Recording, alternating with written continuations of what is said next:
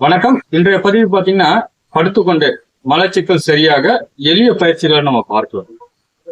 ஆசனங்களை பொறுத்த வரைக்கும் காலை கடன் முடித்த பிறகு பயிற்சிகள் செய்வது என்பது நல்லது.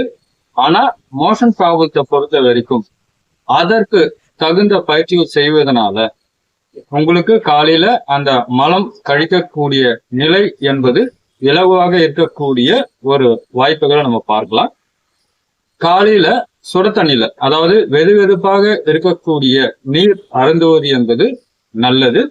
ஒரு 250 ml நீர் அருந்திய பிறகு ஒரு 10 இல்ல 15 நிமிடம் சென்ற பிறகு இந்த ஆசனங்கள் செய்வது என்பது ரொம்ப நல்லது. இப்போ அதற்குண்டான பதிவுகளை பார்க்கலாம். நார்மலா நம்ம இந்த நிலைக்கு வந்துட்டு உங்களுடைய கால்கள் மேலே உயர்த்தும் பொழுது மூச்சு காற்று இழுக்கும், டவுன் பண்ணும் பொழுது மூச்சு காற்று என்பது வெளிவிடப்படுகிறது. இப்போ ஒரு காலம் மட்டும் இப்படி கொண்டு வரும்.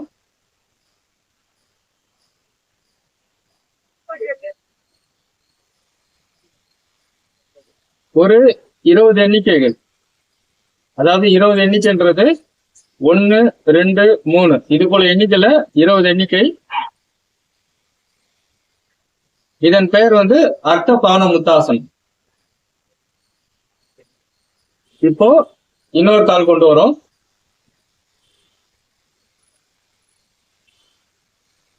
சாதாரண மூச்சு.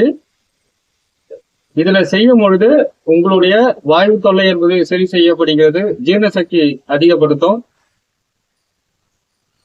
யூட்ரஸை பலப்படுத்தக்கூடிய ஒரு ஆற்றல் என்பது உண்டு. டயபெட்டிக்ஸ் ரொம்ப நல்லது. இப்போ 2 கால்களும் கொண்டு வரப்படுகிறது. இது பேர் பாவன முத்தாசனம்.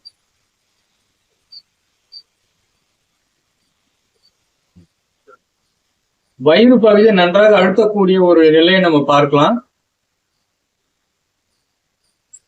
உடல் பருமன் நன்றாக குறையக்கூடிய ஒரு ஆற்றல் என்பது உண்டு.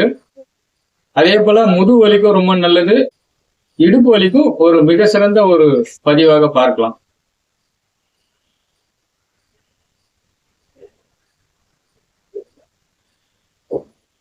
மோஷன் ப்ராப்ளத்துக்கும் ரொம்ப நல்லது. கேஸ்ட்ரிக் ட்ரபிளுக்கும் மிக சிறந்த ஒரு பதிவுகள்.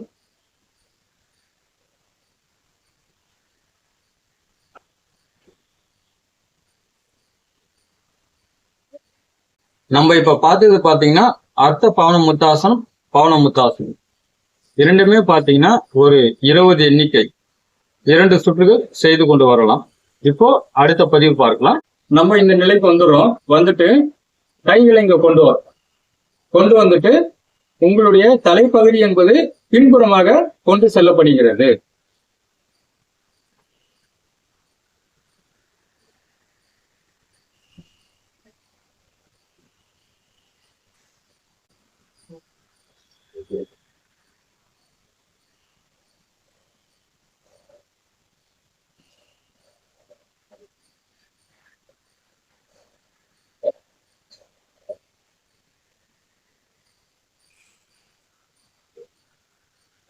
இப்போ நம்ம சுகாசன நிலைக்கு வரோம்.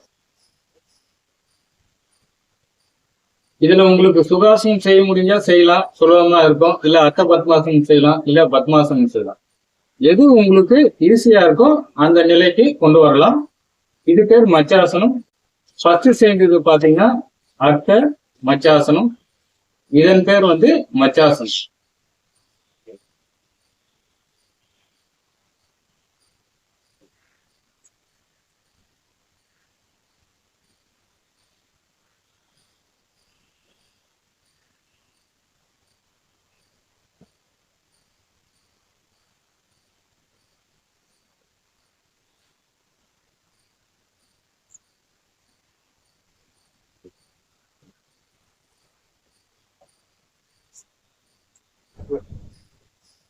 இப்ப நம்ம பார்த்தது பாத்தீங்கன்னா அர்த்த மச்சாசனம், அதன் பிறகு மச்சாசனம். இதுல மச்சாசனம் பெயர் வர காரணம் என்ன என்று பார்க்கும் பொழுது ஒரு மீனுடைய தோற்றத்துல இருப்பதனால இதற்கு இந்த பெயர்னு பார்க்கலாம். இந்த ஆசனம் செய்வதனால ஏற்படக்கூடிய நன்மைகளும் பாத்தீங்கன்னா பிளட் சர்க்குலேஷனுக்கு மிக சிறந்த ஒரு பதிவாக பார்க்கலாம். உங்களுடைய கண் பார்வை தெளிவடையும், மெமரி பவர் இன்க்ரீஸ் ஆகும், தைராய்டு கிளாண்டுக்கு ரொம்ப நல்லது. கழுத்தில் சேருகின்ற கொழுப்பு ஸ்தானம் என்பது குறைகிறது. உடல் பருமன் நன்றாக குறையக்கூடிய ஒரு நிலையை நம்ம பார்க்கலாம். ஸ்பைனல் கார்டுக்கு ரொம்ப நல்லது. ஜீரண சக்தியை அதிகப்படுத்தக்கூடிய ஒரு ஆற்றல் என்பது உண்டு. டயபெட்டிக்கு ரொம்ப நல்லது. இடுப்புவலி மற்றும் முதுகுவலிக்கு ஒரு மிக சிறந்த ஒரு பதிவாக பார்க்கலாம். அதே போல உங்களுடைய தொடையில் சேருகின்ற கொழுப்பு ஸ்தானம் என்பது குறைகிறது. இதுல ஒரு 25 எண்ணிக்கை செய்து கொண்டு வரலாம். நம்ம ஃபர்ஸ்ட் செஞ்சது பாத்தீங்கன்னா அர்த்த பாவன முத்தாசனம், பவன முத்தாசனம். அடுத்தது பாத்தீங்கன்னா அர்த்த மச்சாசனம், அதன் பிறகு மச்சாசனம். இந்த 4 ஆசனங்கள் செய்து கொண்டு வரும் பொழுது உங்களுடைய மோஷன் ப்ராப்ளம் என்பது சரி செய்யக்கூடிய ஒரு நிலையை நம்ம பார்க்கலாம். ஆசனங்களை பொறுத்த வரைக்கும் வெறும் தரையில ஒர்க் அவுட் பண்ண வேண்டாம். பெட்ஷீட்டோ பாயோ மேட்டோ பயன்படுத்துவது என்பது நல்லது. உணவு எடுத்த பிறகு செய்வது என்றால் ஒரு 3.5 மணி நேரம் சென்ற பிறகு செய்வது என்பது நல்லது. லிக்விடா எடுத்தீங்கன்னா ஒரு 1/2 மணி நேரம் சென்ற பிறகு செய்வது என்பது நல்லது. பெண்களை பொறுத்த வரைக்கும் மாதவிடாய் காலங்களில் பயிற்சிகள் செய்வது என்பது தவிர்க்கப்பட வேண்டும். இப்போ பின்புறமாக செல்லும் பொழுது மூச்சு காத்து என்பது இழுக்கப்படுகிறது.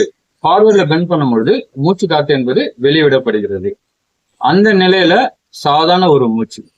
அதே போல உங்களுக்கு உடல் ரீதியாக ஏதாவது சர்ஜரி நடந்திருந்தால் மருத்துவருடைய ஆலோசனை கேட்ட பிறகு பயிற்சிகள் செய்வது என்பது நல்லது.